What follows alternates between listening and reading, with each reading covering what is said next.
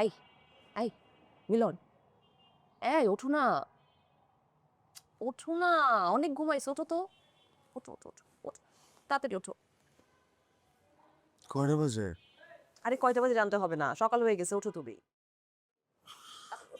আর একটু ঘুমাই না, আর অফিসের এখনো দেরি আছে। আরে বাবা, তুমি আমার চেয়ে 2 ঘন্টা আগে ঘুমাইছো, এখন ওঠো ওঠো।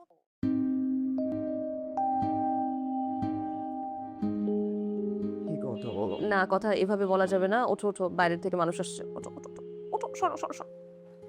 এত সকালে কি আসছে? তোমাকে যে আমি বললাম না সেদিন আমার ফ্রেন্ড নাসরিনের সঙ্গে দেখা হয়েছিল আমার বাইরে, আমি ওকে বলছিলাম যে আমার এখন যে অবস্থা, আমি কিছুই করতে পারতেছি না কাজ, তা আমার একটা হেল্পিং হ্যান্ড লাগবে। ওমা, এই যে বলছি, পাঠাই দিছে একটা মেয়ে, চলে আসছে। ভালো তো, রেখে দাও। আর তোমার শরীর অবস্থা তো বেশি একটা ভালো না, এই সময় একজন হেল্পিং হ্যান্ড খুব দরকার। সব থেকে বড় কথা, আমাদের বাচ্চাটার কথা তোমার চিন্তা করতে হবে না। সব ঠিক আছে, কিন্তু একটা ঝামেলা আছে। কি ঝামেলা? এই মেয়ে হচ্ছে ইয়াং, সারাক্ষণ হাসি খুশি টাইপের একটা মেয়ে, দেখতে সুন্দর, মানে হেল্পিং হ্যান্ড টাইপের মেয়ে মনেই হয় না।